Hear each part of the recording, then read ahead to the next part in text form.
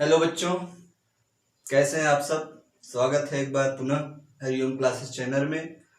मैं हूं मनोज यादव और आज मैं हेलो एल्केन और हेलो एरीन नामक रसायन विज्ञान का अंतिम लेक्चर देने जा रहा हूं। अंतिम वीडियोस है ये, क्योंकि हमारे पास सिर्फ दो ही टॉपिक बचे थे। जैसे कि मैं आपको बता रहा था, पॉलीहेलोजन कंपाउंड। पॉलीहेलोजन कंपाउंड वो होते हैं जिनमें ऐसे यौगिक जिनमें दो या दो से अधिक हैलोजन परमाणु जुड़े होते हैं।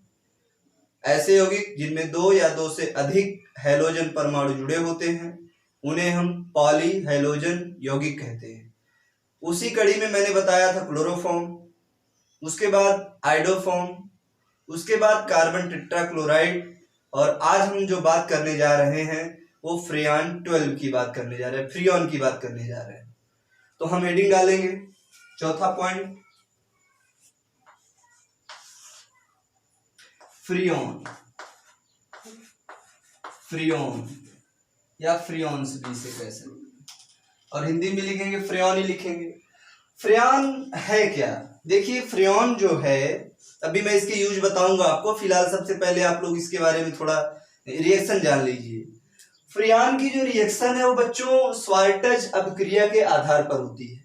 कौन सी अभिक्रिया कह सकते हैं इसको? स्वार्टज अभिक्रिया। स्वार्टज अभिक्रिया। स्वार्टज अभिक्रिया के द्वारा फ्रियोन्स का निर्माण होता है। अब आप कहेंगे सर व्हाट इज स्वार्टज रिएक्शन? तो मैं पीछे आपको ऑलरेडी बता चुका हूं स्वार्टज अभिक्रिया क्या होती है। आप लोग इसे थोड़ा ध्यान से देखिए और समझिए। मेरे बच्चों, स्वार्टज अभिक्रिया क्या होती है मैंने आपको पीछे ही बताया था। स्वार्टज अभिक्रिया में होता क्या है? स्वार्टज अभिक्रिया में केवल हैलोजन परमाणुओं का एक्सचेंजिंग होता है, आदान प्रदान जिसे हम कहते हैं। यहाँ का हैलोजन वहां और वहां का हैलोजन यहाँ, ये होता है स्वार्टज नामक अभिक्रिया में, हैलोजनों का आदान प्रदान। फिर यहाँ पर हम फ्रियान 12 कैसे प्राप्त करेंगे? फ्रियान का अगर हम फॉर्मूला भी देखना चाहें तो मैं भी सब आपको क्लियर करा देता हूँ रिएक्शंस में, देखते रहिए। सबसे पहले हम लेते हैं बच्चों CCl4। पॉलीहेलोजन कंपाउंड है। क्यों है? क्योंकि इसमें दो या दो से अधिक हैलोजन परमाणु है, और इसे हम क्या कह सकते हैं? कार्बन टेट्रा, बोलिए मेरे साथ, कार्बन टेट्राक्लोराइड। इसकी क्रिया हम किसके साथ करा दें? एंटीमनी ट्राइफ्लोराइड के साथ। क्या फॉर्मूला है? SbFCl3। उपस्थिति रिजल्ट भी लेते हैं, क्या होता है? SbCl5 एंटीमनी पेंटाक्लोराइड की उपस्थिति में। फिर से मेरी बात सुनिए, कार्बन टेट्राक्लोराइड या टेट्राक्लोरोमेथेन, कार्बन टेट्राक्लोराइड और ट्राइक्लोरो एंटीमनी की क्रिया आपस में कराते हैं एंटीमनी पेंटाक्लोराइड की उपस्थिति में। फिर से सुनिए, जब कार्बन टेट्राक्लोराइड की क्रिया एंटीमनी ट्राइक्लोराइड के साथ एंटीमनी पेंटाक्लोराइड की उपस्थिति में कराते हैं तो वहां हमें क्या प्राप्त होता है बच्चों? डाइफ्लोरोमेथेन। कैसे?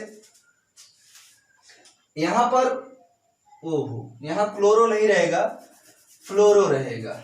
एक चीज याद आ गई, एंटीमनी ट्राइफ्लोराइड और यहां एंटीमनी पेंटाफ्लोराइड, ये रहेगा आपकी। ध्यान दीजिएगा, एंटीमनी ट्राइफ्लोराइड और एंटीमनी पेंटाफ्लोराइड, ये होगा। थोड़ा सा सुनिए ध्यान से, मैंने क्या कहा मैंने? एक बार रिवीजन करिए, क्योंकि यहां अगर F नहीं होगा तो फिर आदान प्रदान कैसे करेंगे? कार्बन टेट्राक्लोराइड और एंटीमनी ट्राइफ्लोराइड की क्रिया एंटीमनी पेंटाफ्लोराइड की उपस्थिति में कराने पर बनता क्या है? CCl2F2 प्लस Sb था, एंटीमनी ले लीजिए। अब यहां का Cl ट्रांसफर हो जाता है, Cl3 एंटीमनी ट्राइफ्लोराइड। इसी को हम कहते हैं फ्रियोन, फ्रीऑन। और ये फ्रियोन कौन सा है? फ्रियोन 12 है, फ्रियोन 12 इसे कहते हैं। इसका रासायनिक नाम अगर आप लोग लिखना चाहें तो डाइफ्लोरो मेथेन इसका नाम है। मैं लिख दे रहा हूं, डाइक्लोरो, फिर डाइफ्लोरो, फिर मेथेन। ये इसका केमिकल नाम हो गया आपका। अब आप कह सकते हैं परिभाषा, जब कार्बन टेट्राक्लोराइड की क्रिया एंटीमनी ट्राइफ्लोराइड के साथ एंटीमनी पेंटाफ्लोराइड की उपस्थिति में कराते हैं तो वहां हमें CCl2F2 प्राप्त होता है, जिसे हम फ्रियोन कहते हैं और इसे फ्रियोन 12 के नाम से भी जानते हैं। रासायनिक नाम डाइक्लोरो डाइफ्लोरो मेथेन होता है। क्लियर है इतनी बात? अब हम बात करते हैं ये होता क्या है, क्या होता है। तो आप सब लोग जानते हैं यह एक निष्क्रिय, लिख देता हूं, यह एक निष्क्रिय अविशैला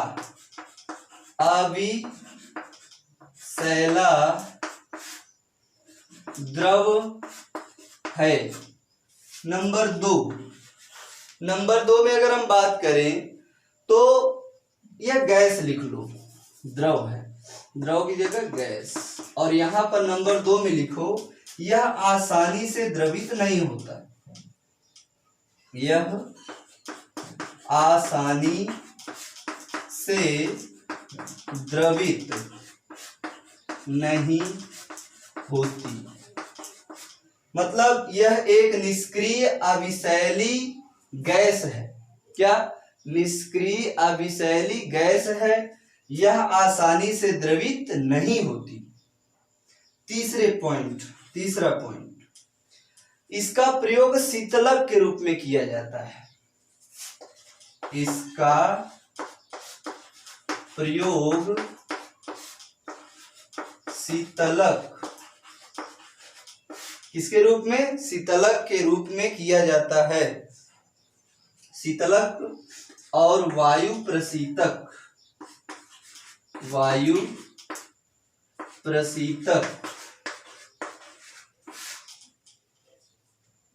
के रूप में किया जाता है। आपको एक बात, ये तीनों पॉइंट समझ में आ रहे होंगे। यह एक निष्क्रिय अविशैली गैस है, कौन? फ्रियोन 12। यह आसानी से द्रवित नहीं होती है, इसका प्रयोग शीतलक के रूप में और वायु प्रशीतक के रूप में किया जाता है। शीतलक और प्रशीतक क्या चीज है? आप लोग एसी वगैरह देखते हैं, एसी कैसी हवा देती है? ठंडी देती है। वो एसी में ठंडापन लाने के लिए किसका प्रयोग किया जाता है? फ्रियोन 12 का प्रयोग किया जाता है। वहां से फ्रियोन 12 निकलती है एयर कंडीशन वगैरह से, फ्रियोन 12, और वो जाती है वायुमंडल में जो ओजोन परत होती है, उस ओजोन परत को डैमेज करती है। ओजोन परत में छेद होते हैं, और जब ओजोन परत में छेद हो जाते हैं तो सूर्य के द्वारा आने वाली अल्ट्रावायलेट रेज, पराबैंगनी, हानिकारक पराबैंगनी किरणें पृथ्वी तक आती हैं, इंसानों के शरीर पर पड़ती हैं, जिनका दुष्प्रभाव हमारे शरीर में होता है। तो ये एक इसके बैड कैरेक्टर हैं फ्रियोन के। तो हम यहां लिख सकते हैं चौथा पॉइंट, यह ओजोन परत को क्षति पहुंचाती है। यह ओजोन परत को क्षति पहुंचाती है। फिर से हम देख लें फ्रियोन 12 बहुत इंपॉर्टेंट है, याद कर लीजिए। फ्रियोन 12 एक प्रकार की शॉर्टेज क्रिया है। स्वाटा जब क्रिया क्या होती है, हैलोजनों का आदान प्रदान करने से उनमें यौगिक बनते हैं, उत्पाद बनते हैं। कार्बन टेट्राक्लोराइड एंटीमनी ट्राइफ्लोराइड के साथ एंटीमनी पेंटाफ्लोराइड की उपस्थिति में क्रिया करती है तो हमें डाइफ्लोरो मेथेन प्राप्त होती है, जिसे हम फ्रेऑन 12 के नाम से जानते हैं। इसके उपयोग और इसकी हानियां मैंने यहां लिख दी है, आप लोग इसे नोट कर लीजिए, उसके बाद हम लोग आगे चलेंगे।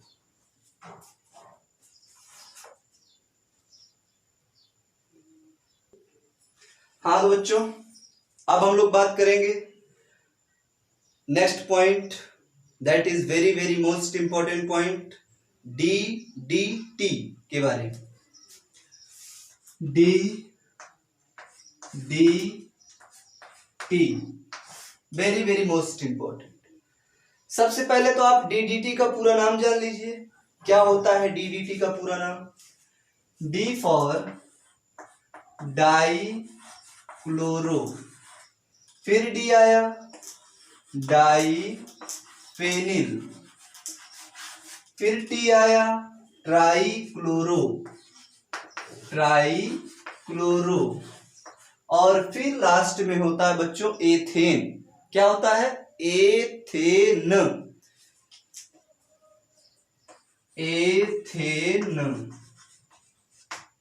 तो आप सब लोगों ने पूरा नाम पढ़ा DDT का। क्या है बच्चों?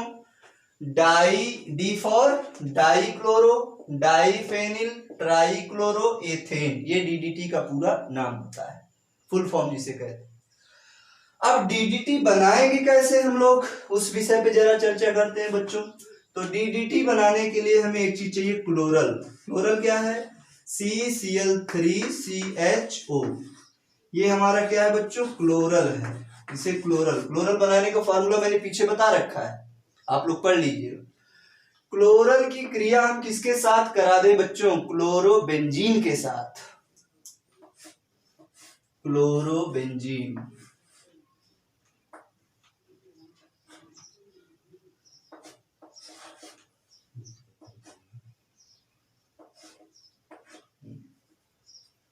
अच्छा मैंने कहा डाईफेनिल मतलब फेनिल दो होने चाहिए, डाई मतलब दो, तो यहाँ एक फेनिल ग्रुप हम और यूज करेंगे इसके प्रेजेंस में,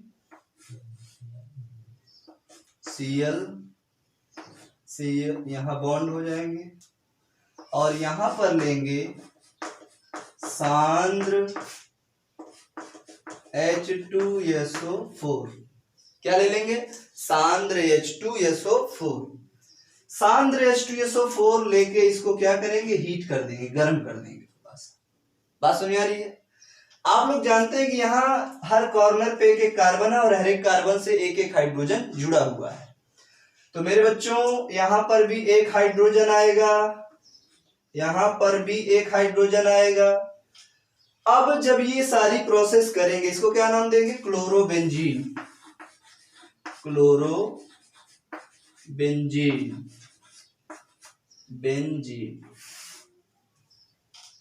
परिभाषा, क्लोरल की क्रिया क्लोरोबेंजीन के साथ सांद्र H2SO4 की उपस्थिति में कराने पर DDT प्राप्त होता है, या जब क्लोरल को क्लोरोबेंजीन के साथ सांद्र H2SO4 की उपस्थिति में गर्म करते हैं तो वहां DDT प्राप्त होता है। कैसे?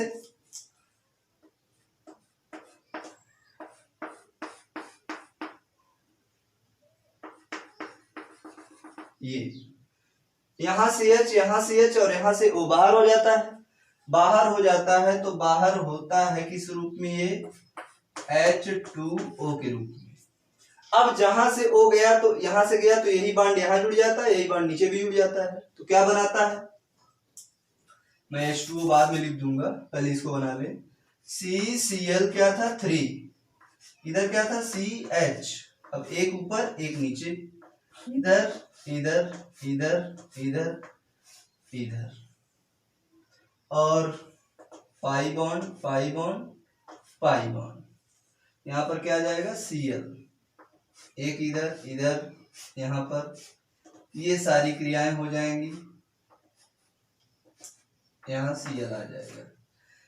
अब देखिए यहां से मैं कह सकता हूं DDT प्राप्त हो गया। H2O आप यही निकाल लीजिए, जल बाहर हो गया।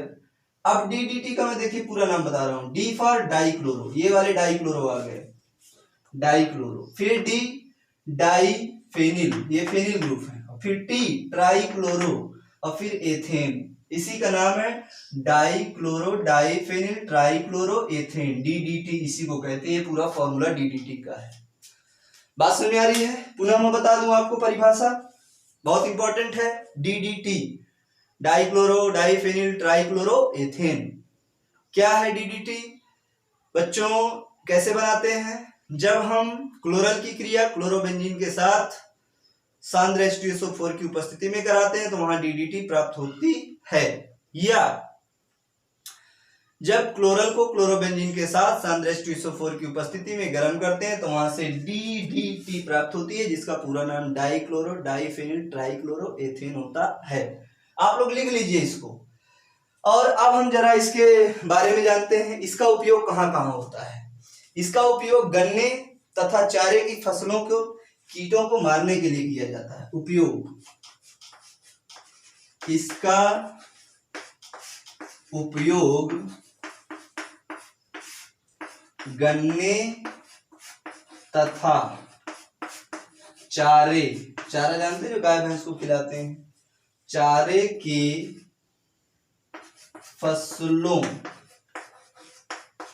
के कीड़ों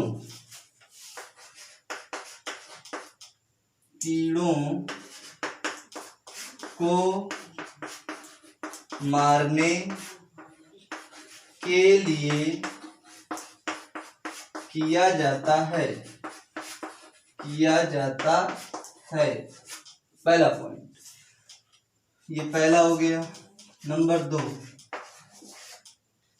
दो, इसका प्रयोग मलेरिया फैलाने वाले,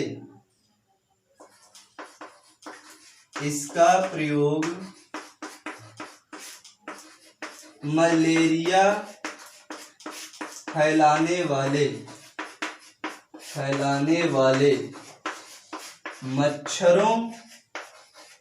मच्छरों तथा टाइफस वाहक जुओं, टाइफस वाहक जुओं को मारने में किया जाता है। नंबर थर्ड, यह मछलियों के लिए अत्यंत विषैली द्रव होती है। यह मछलियों के लिए अत्यंत विषैली है, लिख सकते हैं, यह मछलियों के लिए अत्यंत विषैली